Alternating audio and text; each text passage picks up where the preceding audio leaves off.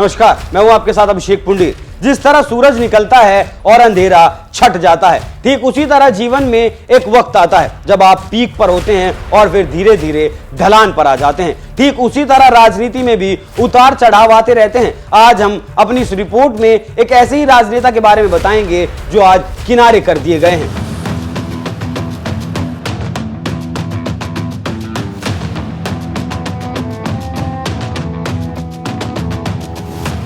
एक जमाना था जब लाल कृष्ण आडवाणी, मुरली मनोहर जोशी और अटल बिहारी वाजपेयी बीजेपी के शुरुआती दौर के नेता हुआ करते थे। और जब ये थके तो कमान मोदी शाह जैसे युवाओं पर आई जब वो सत्ता की बारीकी सीख रहे थे। लेकिन किसे पता था कि जो आडवाणी और अटल युग के नेताओं को मोदी शाह चुन चुन कर खत्म करेंगे। लेकिन अब यही चल रहा है। आप वसुंधरा राजे को देख लें, शिवराज सिंह चौहान को देख लें या फिर रमन सिंह को देख लें। मोदी शाह इसलिए उस युग के नेताओं को खत्म कर रहे हैं कि कोई मुकाबला करने वाला ना बचे। लेकिन राजनीतिक विश्लेषकों की माने तो मोदी शाह इस तरह तो पार्टी को ही खत्म कर देंगे, और जब जनाधार वाले नेता ही नहीं बचेंगे तो पार्टी कैसे चलेगी। उसी कड़ी में मोदी शाह के लिए मध्य प्रदेश में सिरदर्द बनी उमा भारती को साइडलाइन कर दिया गया है। मध्य प्रदेश की राजनीति को समझने वालों की अगर माने तो मोदी शाह ने पहले उमा को मध्य प्रदेश से निकाला, फिर किसी तरह मध्य प्रदेश लौटी तो उनके भतीजे को टिकट देकर मंत्री बना दिया गया। लेकिन उनको राजनीति से पूरी तरह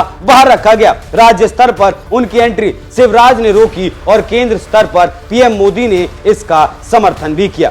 लेकिन इस विश्लेषण के उलट कुछ राजनीतिक विश्लेषकों की माने तो उमा भारती अपने कर्मों की वजह से राजनीति से बाहर हुई हैं, क्योंकि उनका मन एक जगह पर स्थिर नहीं रहता, उनके स्वभाव में गंभीरता नहीं है और न ही राजनीति में। अब तो वो ब्लैकमेल करने पर उतारू हैं, जिसका नतीजा आपके सामने है कि उमा न घर की रही और न ही घाट की।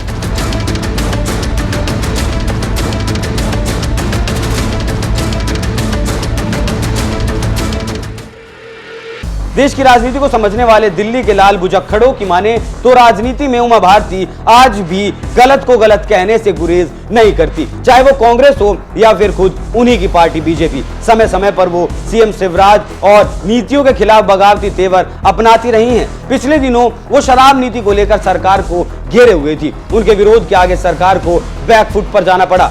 दिवंगत पत्रकार वेद कुमार वैदिक ने अपनी किताब में ये बात लिखी है कि उमा भारती कभी संघ की स्वयंसेवक नहीं रही। अगर रही होती तो उनका बर्ताव आडवाणी की तरह होता या बाबूलाल गौर की तरह होता। बीजेपी ने उनको जमाया तो वो जम गई और हटाया तो हट गई। वो अपने लिए सर्वथा पृथक बर्ताव की आशा क्यों करती हैं? उन्होंने खुद को गर्व का गुब्बारा क्यों बना लिया? क्या इसलिए कि वो सन्यासिनी है? अगर वो सचमुच सन्यासिनी होती तो राजनीति के पछड़े में ही क्यों पड़ती? वो स्वयं जानती होंगी कि सन्यास की किन किन मर्यादाओं का वो पालन कर पाती हैं। क्या उन्हें पता नहीं कि नेता लोग सन्यासियों को ढोंगी के अलावा कुछ नहीं मानते? लेकिन एक तरफ कई सन्यासी मुख्यमंत्री हैं और मंत्री हैं, तो वो तो काम कर रहे हैं। ऐसे में ये कहना ठीक नहीं होगा। तो कुल मिलाकर मोदी शाह की वजह से उमा भारती का करियर अब दांव पर लगा है और लगता है जैसे डूब रहा है।